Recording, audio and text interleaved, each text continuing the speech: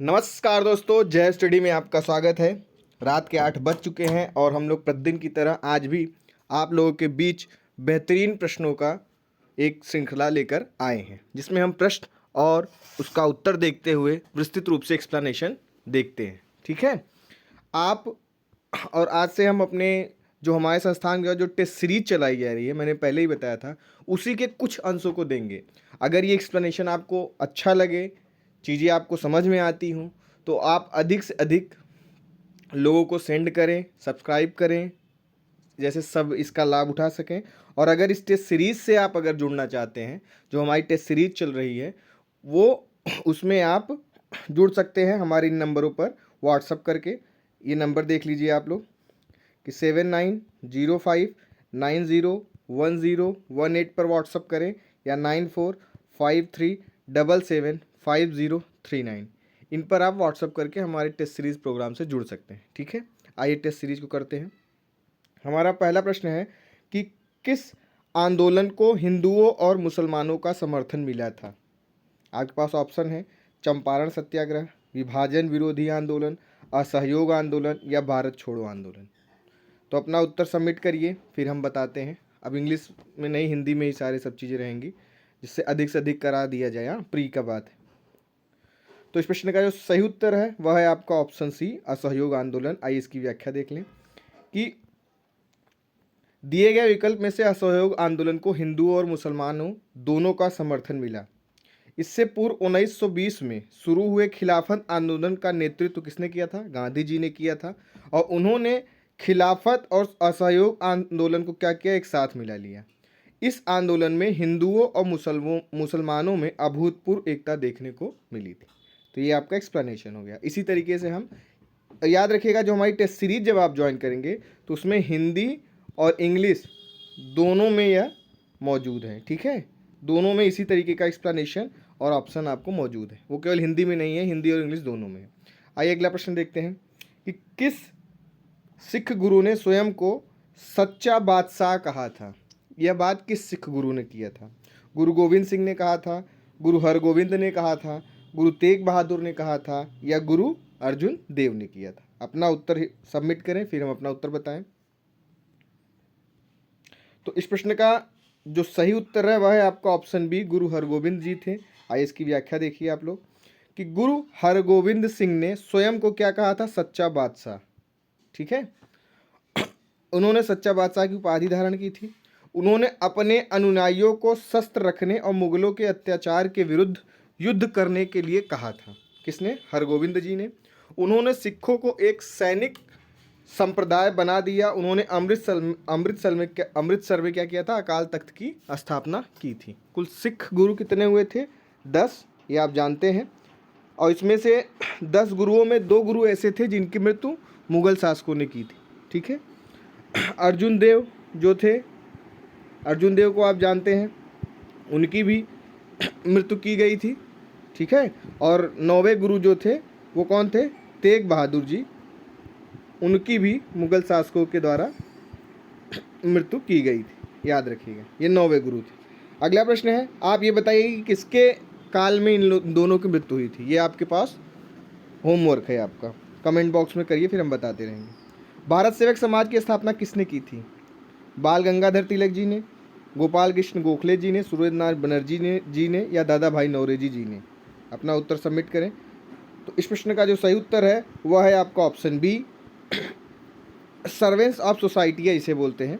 ये भारत सेवक समाज संघ की स्थापना पुणे में हुई। और कब हुई? 1905 में। ये डेट भी महत्वपूर्ण है, याद रखिएगा। और किसने किया? गोखले जी ने, महात्मा गांधी जी के राजनीतिक गुरु। और इसकी स्थापना के पीछे गोखले जी का उद्देश्य था कि भारतीयों का संपूर्ण विकास हो सके और वे राजनीतिक शिक्षा भी ग्रहण कर सके, इस क्षेत्र में अपना पूर्ण योगदान देने में यह सक्षम हो, जिससे भारत को आज़ादी दिलाई जा सके। तो सर्वेंट्स ऑफ सोसाइटी या भारत सेवक समाज एक ही बात है। 1905 में गोपाल कृष्ण गोखले जी ने महाराष्ट्र में किया। अगला है आपका कि कांग्रेस दल की उग्र शाखा ने, जिनके एक प्रमुख नेता कौन थे? जवाहरलाल नेहरू जी थे, इंडिपेंडेंस फॉर इंडिया लीग की स्थापना की। ठीक है, वह लीग किसके विरोध में स्थापित हुई थी? गांधी इरविन समझौता, होम रूल आंदोलन, नेहरू रिपोर्ट या मांडफोर्ड सुधार। तो इस प्रश्न का सही उत्तर है ऑप्शन सी है, नेहरू रिपोर्ट। आइए इसकी व्याख्या देख लें। नेहरू रिपोर्ट के विरोध में जवाहरलाल नेहरू जी व सुभाष चंद्र बोस जी ने इंडिपेंडेंस फॉर इंडिया लीग की स्थापना की, जिसमें पूर्ण स्वराज तथा देश में समाजवादी ढांचा लागू करने की मांग की गई थी। आप देख सकते हैं किस तरीके से हमारे संस्थान के द्वारा बेहतरीन एक्सप्लेनेशन भी कराया जा रहा है। अगर आप इच्छुक हो तो इसे जरूर जुड़ें। अगला प्रश्न है हमारा कि निम्नलिखित में से कौन एम.एन. राय की उत्प्रवासी साम्यवादी पत्रिका थी? एम.एन. राय जी की किसान सभा, दवरकर, बैगार्ड और अनुशीलन। तो इस प्रश्न का उत्तर आप देते रहिए। इस प्रश्न का जो सही उत्तर है वह है आपका ऑप्शन सी, बैगार्ड। आइए इसकी व्याख्या देख लें कि एम.एन. राय भारत में साम्यवाद के क्या थे? संस्थापक थे और इन्होंने अक्टूबर 1920 में ताशगंज भारतीय कम्युनिस्ट पार्टी की स्थापना की थी। एम.एन. राय जी ने इन्होंने जर्मनी में साम्यवादी पत्रिका किसकी? बैगार्ड का प्रकाशन भी किया था एवं अन्य पत्रिका मोसेस का प्रकाशन भी इन्होंने किया। यानी याद रखिएगा मोसेस और बैगार्ड। ठीक है। अगला प्रश्न है हमारा कि निम्नलिखित घटनाओं का सही कालक्रम क्या है? ये आपके पास घटनाएं हैं। लखनऊ समझौता है, द्वेष शासन का प्रवर्तन है, रोलिट अधिनियम है, बंग भंग है। ठीक है। और ये आपके ऑप्शंस हैं जो सजाए गए हैं। एक तो ऊपर नीचे करने में आपको उत्तर दिख जा रहा होगा, लेकिन आप अपनी ईमानदारी बरतिए, करते रहिए। 1 2 3 2 1 3 2 4 4 1 3 2 1 2 3 4 या 4 3 2 1। तो इस प्रश्न का जो सही उत्तर है आप देख भी लिए हैं, ऑप्शन बी है। आइए इसकी व्याख्या देख लेते हैं कि बंग भंग 16 अक्टूबर, ये डेट महत्वपूर्ण है, याद रखिएगा। लॉर्ड कर्जन के द्वारा बंगाल विभाजन हुआ था 16 अक्टूबर 1905 को, पहला।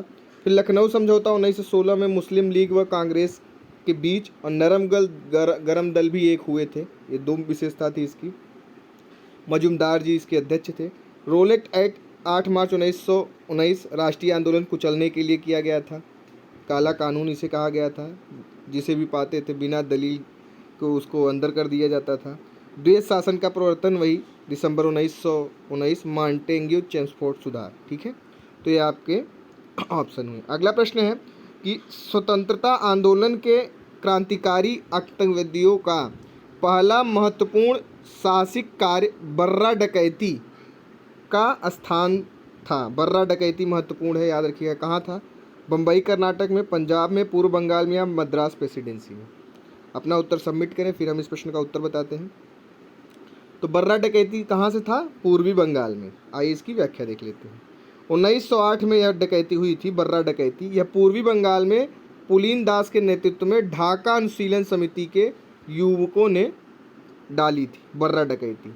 और काकोरी डकैती आप जानते हैं, काकोरी षड्यंत्र 1925 में हुई थी। ठीक है। तो याद रखिएगा। 8 डाउन ट्रेन लूटी गई थी, राम प्रसाद बिस्मिल, रोशन सिंह जी लोग इसमें थे। अगला है कि निम्नलिखित में से किस एक को मॉन्टेग्यू ने निवारक हत्या के नाम से विशेषीकृत किया है? किसने? मॉन्टेग्यू जी ने।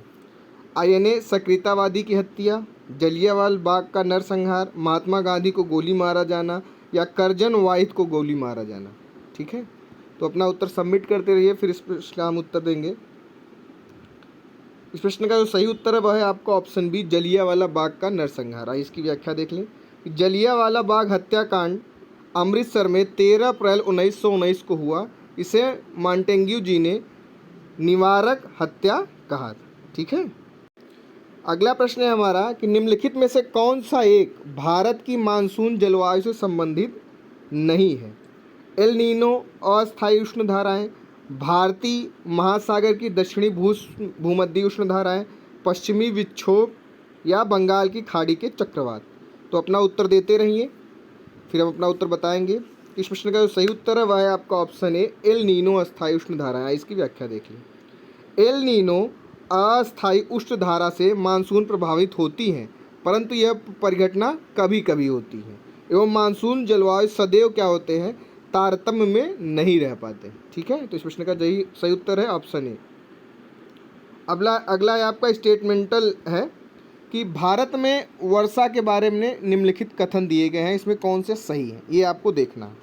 भारत में अधिकांश वर्षा दक्षिणी पश्चिमी मानसून के कारण होती है और दक्षिण भारत में वर्षा पूर्वी घाटों से दूर क्या होती है, घटती जाती है। अब इसमें से पूछा है कौन से कथन इसमें सही है, केवल एक सही है, दो सही है, दोनों सही है, एक और दो दोनों। अपना उत्तर सबमिट करते रहें, फिर हम इस प्रश्न का उत्तर बताएंगे। तो इस प्रश्न का जो सही उत्तर है ऑप्शन सी दोनों है। आइए इसकी व्याख्या देख लें कि भारत में मानसून जो है वह हिंद महासागर व अरब सागर की ओर से हिमालय की ओर होने वाली हवाओं पर निर्भर करता है। जब हवाएं भारत के दक्षिण पश्चिमी तट पर पश्चिमी घाट से टकराती हैं तो भारत तथा आसपास के देशों में भारी वर्षा ये करते हैं, और ये हवाएं दक्षिण एशिया में जून से सितंबर तक सक्रिय रहती हैं। ठीक है, तो क्या है, दोनों कथन आपके सही हैं। अगला प्रश्न है कि भारत में मानसून ऋतु के दौरान क्या होता है। भारतीय क्षेत्र में पश्चिमी जेट प्रवाहें अकेले विद्यमान होती हैं। भारतीय क्षेत्र में पूर्वी जेट प्रवाह अकेले विद्यमान होती है। भारतीय क्षेत्र में पश्चिमी और पूर्वी दोनों जेट प्रवाह विद्यमान होती हैं, या पश्चिमी और पूर्वी दोनों जेट प्रवाह लुप्त होते हैं। ठीक है, मानसून ऋतु के बारे में पूछा गया है, अपना ऑप्शन देते रहें, फिर हम बताते हैं। तो इस प्रश्न का जो सही उत्तर है वह है आपका ऑप्शन सी, भारतीय क्षेत्र में पूर्वी जेट प्रवाह अकेले विद्यमान होती है। तो ये आपका उत्तर है कि मानसून के दौरान भारतीय क्षेत्र में पूर्वी जेट प्रवाह एक महत्वपूर्ण भूमिका निभाता है। अगला है आपका मृदा से संबंधित कि लाल मृदा वर्ण किसके कारण होता है।